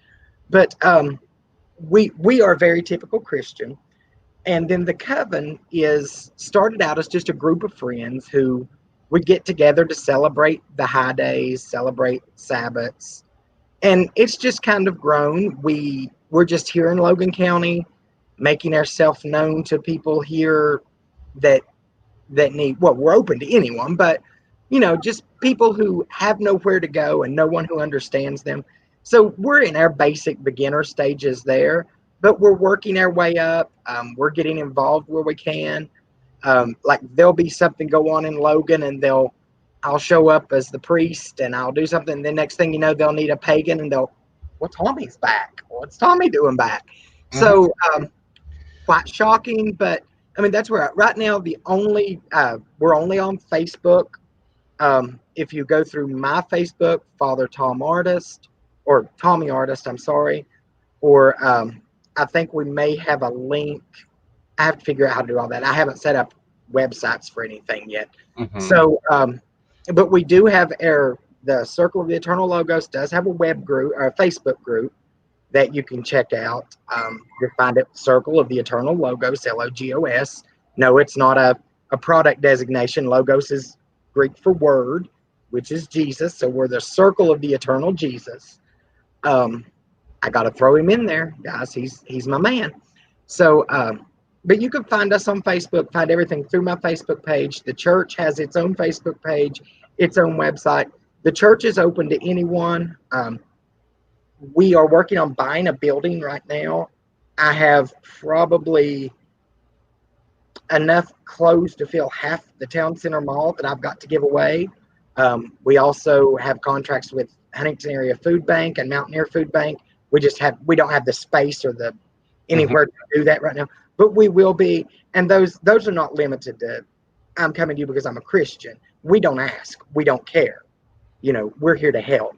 And the church will also be, once we have the building, it will be the main meeting space for the church and the Coven. We'll share space. Yay. You don't see that before. The Unitarian Church. No. Even before that, if we go back 100 years, well, now probably 120 years, the pagans would meet on Saturday and the Father would preach on Sunday. We have records of it. Oh, wow. Yeah, especially the temple in New Orleans. That was very common. The voodoo priestess would meet one night and get the church ready for the next Sunday morning. All the priests cared about is y'all guys make sure to clean up and have it ready when I come in. There you go. But considering I'll be taking care of both, hey, yeah, it may look a little strange to people who walk in because there may be at times a pentacle laying around, or there may be some shafts of wheat or something over in the corner, but. You mean the symbol of life for the Christian church, the 5 points of the human body? I think we'll just have to teach them a little extra history, that's all. Yeah, because that's another one. Everybody's like, what? Your cross has a pentacle on it. I'm like, yeah, Jesus had 5 wounds. What do you know? All right. Well, thank you, Tommy, for powering through today. It's been so great to talk with you. Do look for contact for me about some other stuff that I want to get involved with you or get you over to. Absolutely. But thank you so much for being on today.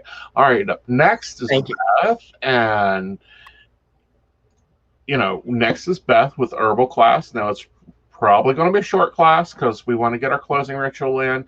But let's go ahead and bring Beth in. Hello, darling. How are you? I'm doing wonderful. How are you guys doing? It's so fabulous that we're having this online. It is. It's been a joy to have it online. Now I'm going to tell you though, there's only one problem here. What's I don't have your potatoes and sausage from last year. Nobody sent that yet. Oh, we'll have to work on that, huh? Yeah. All right. I'm gonna let you take away on I herbs. don't think we can do virtual dinners yet. No, I'm kind of thrown for a loop here, so if I seem a little out of it, you'll all have to forgive me. I wanted to go outside and do it, but we're having some thunder and rain, and the rain wouldn't have bothered me. Might have messed up my cell phone though, so we're going to do it inside. We're going to talk a little bit about herbs, and then I'm going to take questions. I'm going to need your help with that in case they're on Facebook and I'm not able to see them through the stream, but hopefully you can help me out with that a little bit later. Want to talk about our biggest ones. Right now, everybody's driving around. You're looking in the ditches and you're seeing all the pretty flowers. And you've got that beautiful 7-foot tall Joe Pye weed, also called gravel root or stone root. Fabulous thing about that stuff, that was used as a traditional medicinal for kidney stones and bladder stones, which at this point of the year, because it's so hot and everybody's outside working, they tend to get dehydrated. And when you get dehydrated, you have a really good chance of developing stones. So when this one's in bloom, you know that that's probably the best time to make sure that you're getting enough liquids into your body and everything else. My connection with herbs started when I was way little. I honestly don't have a memory where I don't remember tromping off out in the woods with family members, my aunties, my father, grandfather, grandma, everybody. So for me, that's a big part of who I am. And so what I want you to think about is making sure that you're intuitively aware of what's around you herbal wise. Everybody knows plantain. That's in your yard right now. A lot of folks can identify purslane, dandelion. Now, these same food type plants, herbs, are also really great magical type herbs because the intention is what is around you to use. You'll read in spell books and you'll read in like say Cunningham books. Cunningham was really great. He was really easily accessible, but you'll see in other books where they'll be like, oh, well, you need XYZ herb and you need to find this. And if you don't have this ingredient for your working, your spell's not gonna work. That's not how herbology works. And that's not how pagan herb works. The way that works for us is that we have things around us that we notice, that Goddess brings us as messages, or our spirits point things out to us. You know, I had an incident earlier this year. I was out harvesting one plant and I ran across a whole mess of devil's shoestring. Well, devil's shoestring is not a real common one to find. It's actually a parasitic plant. It grows on other plants. This one happened to be growing on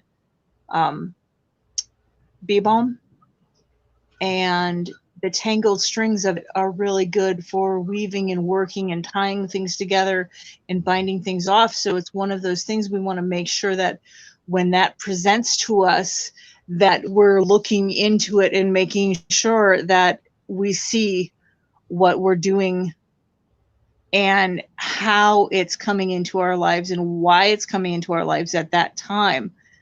I'm really sorry. I'm having a hard time with trying to keep everything straight here because I'm normally, sorry if that messes up. I'm normally out in the woods doing stuff. So any questions from anybody in regards to herb? Well, I just wanted to And come Tom. here and I'll kind of prompt you. What is your thoughts on like we should be using the herbs that are naturally around us,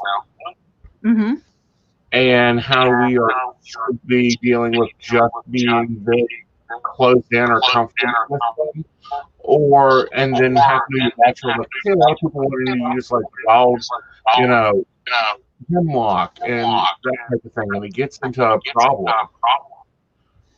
Well, here's the thing. Is there a particular reason why you would choose that herb? And I'm kind of getting what you're coming at is maybe white sage and some Palo Santo. Mm-hmm.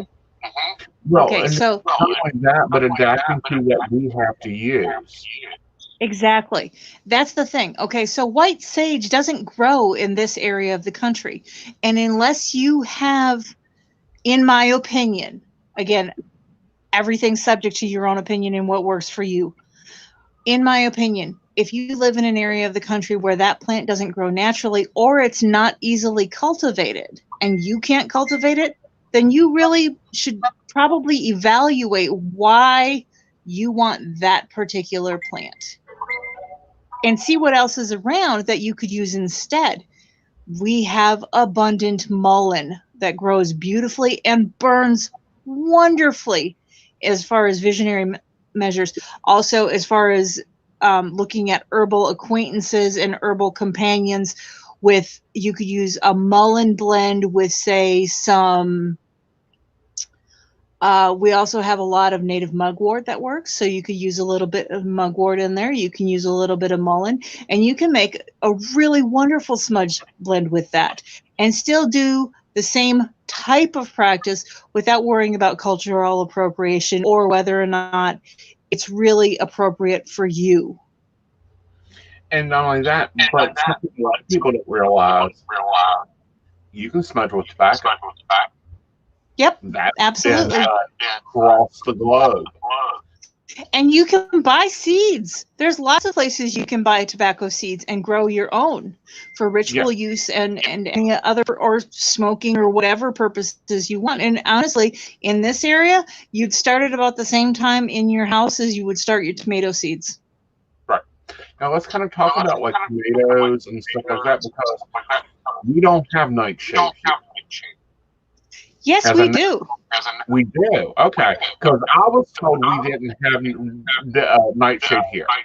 But if you don't have like nightshade or some other sandalwood and this type of thing. Well, sandalwood is native to Hawaii. We don't have sandalwood here, so what could we use? What else would smell really good that's sandalwood that we could replace? How about cedar? Yeah. We've got beautiful cedar tree or spruce. Or we live in Appalachia. Do you know what? We have native that a lot of folks don't have. We have witch hazel. Yeah. We do. And we also have native hawthorn. And we have all these wonderful medicinals. We have this huge list of native plants that you can look into and say, okay, well, what does grow in my area? As far as the nightshades grow, there's over 120 nightshades, not counting potatoes, peppers, or tomatoes. We have over 20 of them that grow in this area alone. Right. So and, we have lots of them. We have lots. Great thing that, sandalwood is also in danger. Dragon blood is also in danger. Bollywood is also in danger. A lot of people are jumping into Palo Santo because it's kind of like the new wave coming through the pagan community. 10 years ago, you were asking what Palo Santo was, and I was looking at the name of a cigar. Exactly, and that's what really happens as people come into the craft. And we look into other cultures and we learn more about other cultures. We have other things. And the craft itself and witchcraft and herbology is very adaptive. We'll grab whatever's there that seems to work and adapt it for our personal use. And that's good to an extent. But then we also have to look at those kind of things where a lot of reasons why Palo Santo is the sacred wood that it is because of the traditions that they had in use of it.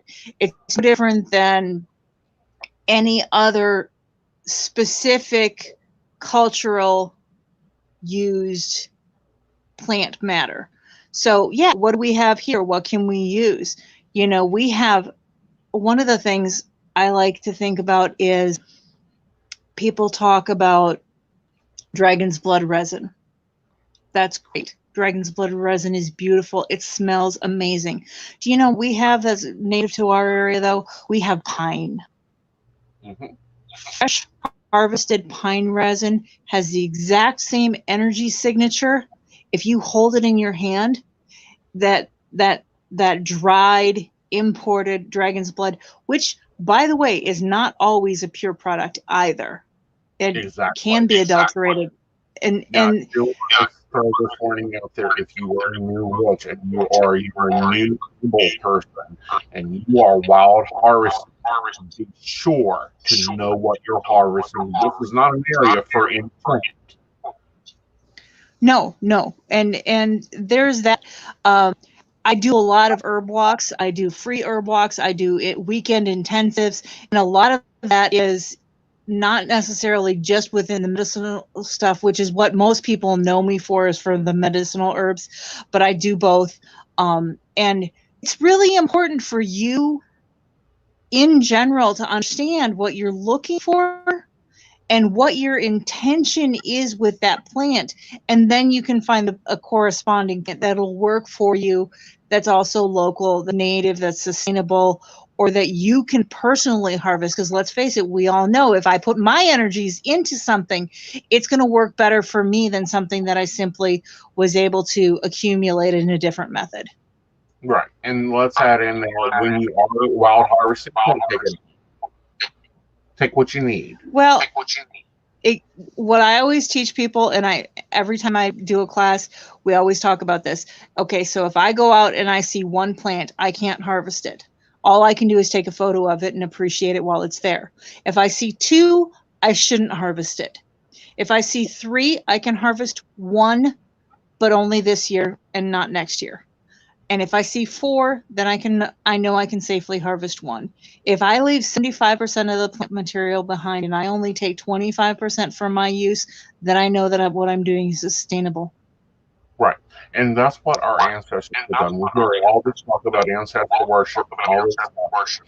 There wasn't a lovely spell like earth magic that you could go to and go, I need bergamot, cells of Egypt, I need some salt from India, and my let's throw in some devil's strain, which, by the way, if you use vanilla as a substitute.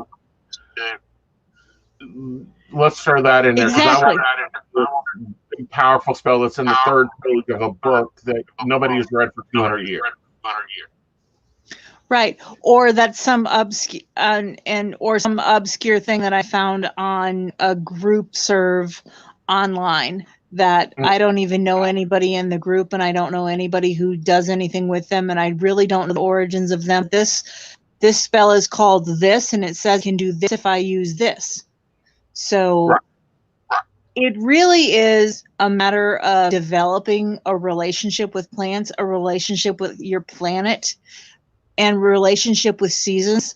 I see it very much as an integrated part of becoming stronger within your own faith by recognizing that seasons and what time of year you harvest and when you don't, and when you should use things and when you shouldn't.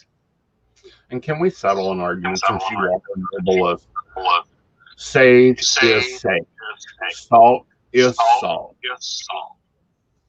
Sage is sage is sage is sage. Now, let's also remember that there's hundreds of varieties of sage. And if what you have is what you have in your kitchen cabinet, and that's all you have, then guess what you should be using? In my opinion, you use what you have. Mm-hmm. Or you grow it. It's a lovely thing to grow. You do have to container it because it's like catnip and will take over. But it's nothing to grow. It's the only thing with it is when you grow it, you have to use it or it will die. Yep. And that's with any of it. I like to, and the way I was raised, I was always taught to use what's real close to us. Here in West Virginia, we have several different natural salt mines here. and not just the big one that everybody knows about, but there's several other salt caves and salt mines in West Virginia that we can go and harvest salt from. And yes, okay, coal has a very checkered past in West Virginia and in the Appalachian region, but one of the best things about it is that it's here and it's local, and all of the energies, if we look scientifically back at how old this is and how long it's lasted, it's a great ingredient to use for things. Exactly, especially if you're needing a fuel. If you want something to move. Mm-hmm. So what we were talking about earlier about replacing that dragon's blood with something local, then we can use a little bit of coal powder, and we can use a little bit of that sap from that pine tree, and we can roll those up together, and we can make into something that's going to really blast it out and be even more effective than anything you could even possibly imagine. Exactly. So tell us about what you do for those that haven't seen you. Okay, well, I am a trained herbalist. I've been certified herbalist for over 20 years. And so I do a lot of herbal medicine.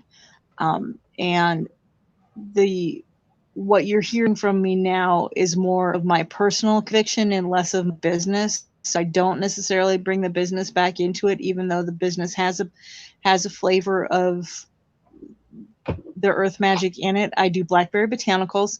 I do medicines, teas, spices, herbs. We have a farm down here in Summers County. We have over 115 acres of our own, and we also lease 1,600 acres. And we commercially grow many of the native medicinals that you guys would encounter in, well, just about every herb shop you'll ever go to. And I sell to some of the bigger suppliers.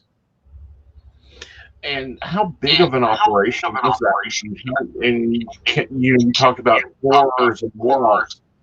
What are you doing with that? Because I know you had a shop open or something going on there for a bit. Well, what I do is we grow Mountain Rose Herbs is one of the largest suppliers for the herbal community, and we grow on contract for them. Cool. And yep, and we are one of the, well, we up until you'll have to look into my personal story because I can't get into it because I'm on a gagger from the courts. You could look up my personal story, but up until an incident a couple years ago, we were one of their largest certified organic suppliers in the state of West Virginia. And I'm not anymore. So well, you're still running, and you're still running things, and you're still there. And yes, we are. We still do the intensives. We are still hoping to do the drum making weekend intensive again, come spring. Weather dependent again. We also have to depends on our deer harvest this year. So the drum making retreat we will be doing hopefully again. Which is a blast. Last year, we ended up kind of zeroing out on that one, but we're hoping as long as we can keep this virus under control and everybody wears their masks, we'll be able to do that. And if someone wants to contact you for an herb, we can, right? We don't have to get. Yep, they can get through us through Facebook, or we're working on reestablishing the website. Awesome. BlackberryBotanicals.com or .com. All right. Well, you help with that. Holler at us. We have Mystic PC, and we'll be happy to help you with that. And thank you so much for your talk and your clients and making sure to advertise out what you're doing so we can get it out there too. Absolutely. Awesome. Have a great day. Thank you. Such blessings. All right, guys. Well, we have reached the end of Pagan Pride. I'm going to bring Miss Kayla in from Mid-Ohio Valley Pagan and have her work on our closing. And then I believe we're going to have a word from Lady Gwen to close us out. So, hello. Welcome back, darling. Take it off. Good to be back. All right, we're going to do it out here. It's our burning ritual. It's connected to the ritual we did this morning. It's raining, so we'll see how it goes. It's a little damp. But here we are after a day of shared knowledge and passion and love. Thanks to everyone who has poured their love and energy into this year's Central West Virginia Pagan Pride, including Gwendolyn for getting it all together. Those who have spoken and vended and crafted and participated. Our community is vibrant and strong, even in difficult times. Thank you for joining us now for our closing ritual.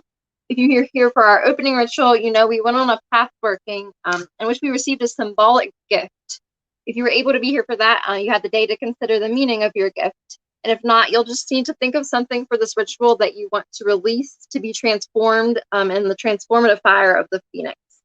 So just something that you want to release and work on going into the future. So now we're going to call the elements. And it is a little damp out here, so we'll see if it actually lights. We call to the powers of the north, element of earth with your ancient wisdom and deep root.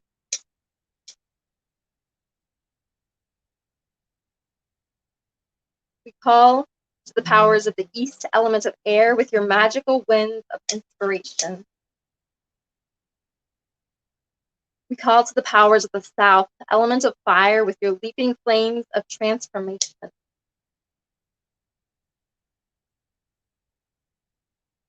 We call to the powers of the west, element of water with your waves of love and emotion.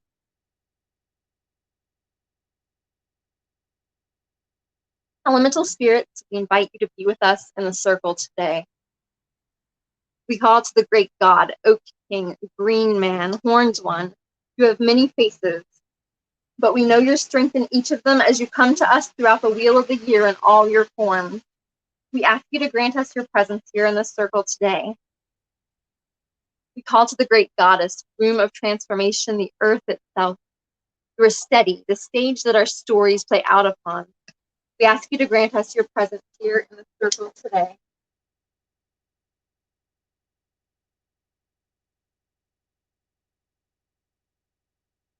There is a time for staying the course and a time for new beginning. Sometimes the old gives way to new, the flames of our birth fight through our stubborn resistance, and our transformation begins to take shape. How much more easily it comes if we are active agents of our own change, willing to do the work of our release and reworking. What is it you bring to the circle today that needs releasing? Perhaps you don't know the way forward. Maybe you don't know what this journey will look like or what your life will look like on the other side of the flames. That's okay. Reflect on your answer, on that which you will carry to the flames of our funeral pyre today. Feel your answer as energy in your mind.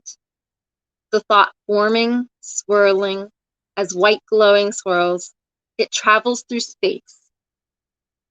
And today, as our conduit, we are using this piece of paper. Envision your thought, your intention that you're releasing today, traveling through space into this paper, into the circle we all share. Feel the energy of that which you release pour into it.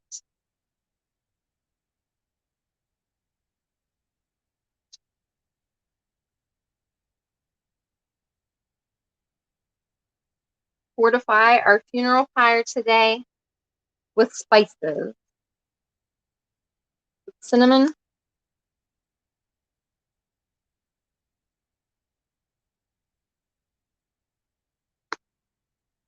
and with cloves.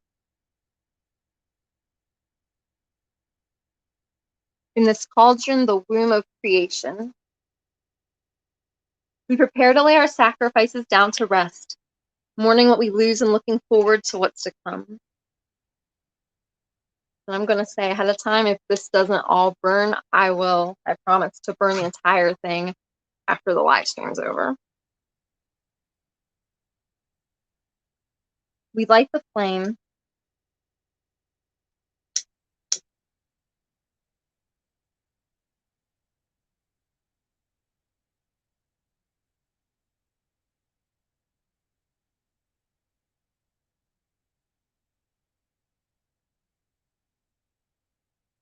As the fire begins to burn the edges of the paper, feel the release, the lightness, the unknown nipping at you. This is only the beginning of your journey.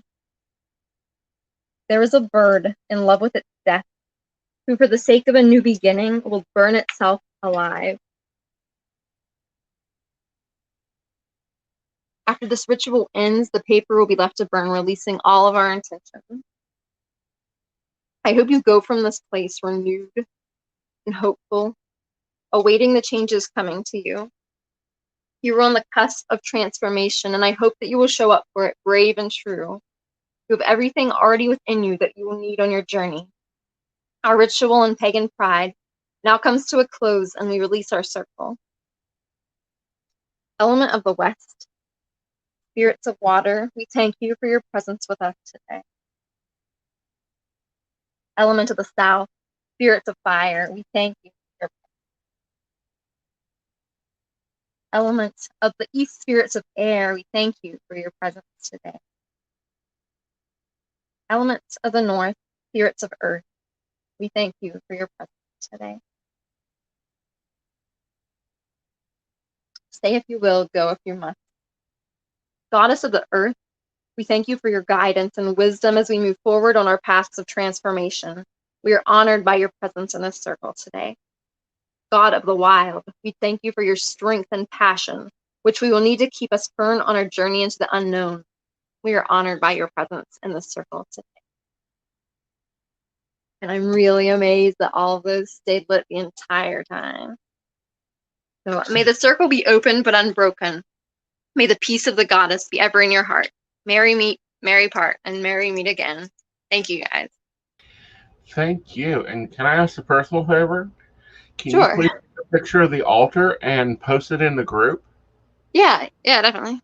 That would be so amazing and so welcome. That way people can see what we worked on and how much that changed and flamed there. Thank you so much for doing both opening and closing ritual. And I can't wait to see you in person the next time I'm in Parkersburg. We'll try to hook up and talk. Oh, nice. That'd be cool. Awesome. All right.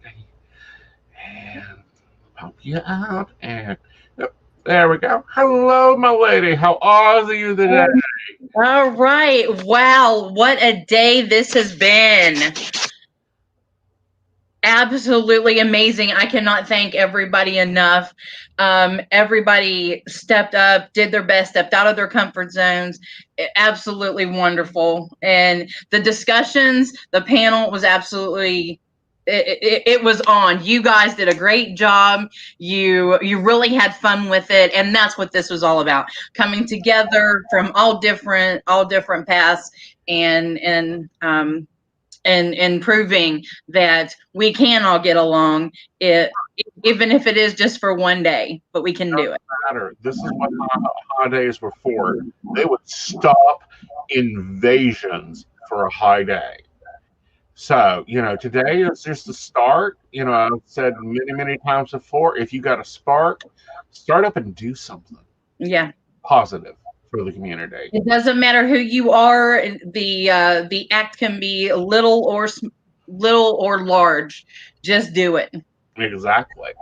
So, my darling, I believe we still have some drawings to do, don't we? Yes, I have got my magic cauldron here, and I have been watching all day and putting in names of people who have liked, comment, shared, whatever. So we're just gonna get right down to it.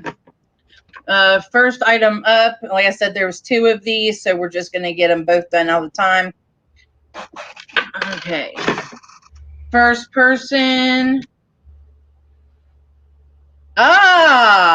It's Mama Janine Thompson. Awesome. And for the other one, Miss Sherry Ratliff. So what we're going to do, you guys, I'll reach out to you or you reach out to me. Give me your address so I can get these shipped out to you. Okay. For the beautiful bracelet, look at all them colors.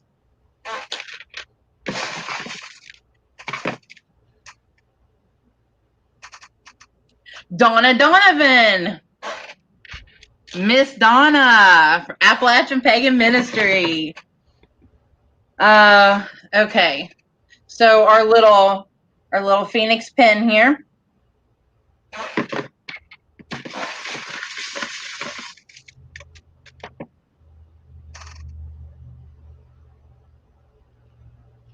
Yeah, Rebecca Luann Helmsworth from the Two Tankers. Awesome.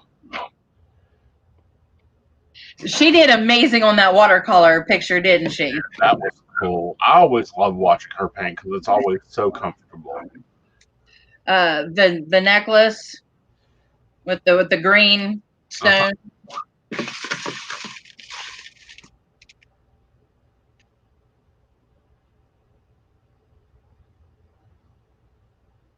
Oh, Brianna Mahoney. Congratulations.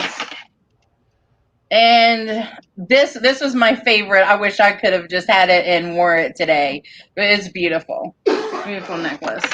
So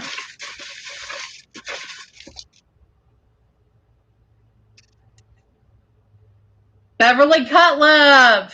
Bev. Bev gets it. That'll look lovely on her. Oh yes, it will. Okay. This is the grand prize. This is for the 5x8 donated 3D Rising of the Phoenix and the Dragon's Blood candle. So this was created by Shelley and Draven down in Charleston area. Okay.